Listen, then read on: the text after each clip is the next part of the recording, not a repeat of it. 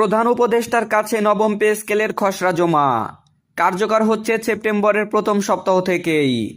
Hello দর্শক, নয়া দিগন্ত পত্রিকায় যারা চাকরিজীবী আছেন তাদের জন্য একটা গুরুত্বপূর্ণ নিউজ প্রকাশিত হয়েছে, তাই ভিডিওটি শেষ পর্যন্ত দেখুন এবং নিত্য নতুন সরকারি চাকরিজীবীদের যে কোনো খবর সবার আগে পেতে আমাদের ভিডিওতে একটি লাইক দিয়ে চ্যানেলটিকে সাবস্ক্রাইব করুন।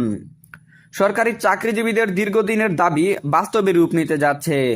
নবম জাতীয় বেতন স্কেলের চূড়ান্ত খসড়া জমা দেওয়া হয়েছে প্রধান উপদেষ্টার কাছে। সংশ্লিষ্ট সূত্রগুলো নিশ্চিত করেছে এই খসড়া যাচাই বাছাইয়ের পর খুব দ্রুতই গ্যাজেট আকারে প্রকাশ পাবে, আর সেই গ্যাজেট প্রকাশের মাধ্যমেই শুরু হবে নবম জাতীয় বেতন স্কেলের বাস্তবায়ন পর্ব। খসড়ায় শুধু নতুন বেতন কাঠামো নয়, বরং গুরুত্ব সহকারে বিবেচনা করা হয়েছে ভাতা বৃদ্ধির বিষয়গুলোও। সরকারি কর্মচারীদের জীবনযাত্রার মান উন্নয়ন, কর্মক্ষেত্রে স্বাচ্ছন্দ্য এবং কর্মী সন্তুষ্টির দিক মাথায় রেখে এই সংস্কার আনা হয়েছে বলে জানিয়েছে সংশ্লিষ্ট মন্ত্রণালয়। বিশেষ করে বাড়ানো হয়েছে চিকিৎসা ভাতা, যাতায়াত ভাতা, টিফিন ভাতা।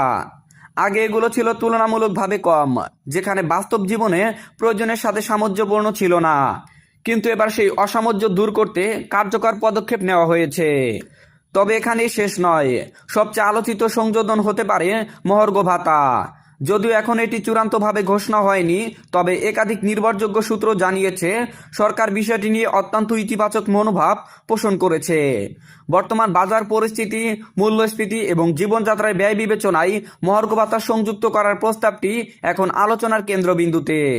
গ্যাজেট প্রকাশের সময় অথবা তা কার্যকরের কিছুদিনের মধ্যেই এই ভাতা অন্তর্ভুক্ত হতে পারে, এমন আশাবাদ দেখা দিয়েছে সংশ্লিষ্ট মহলে।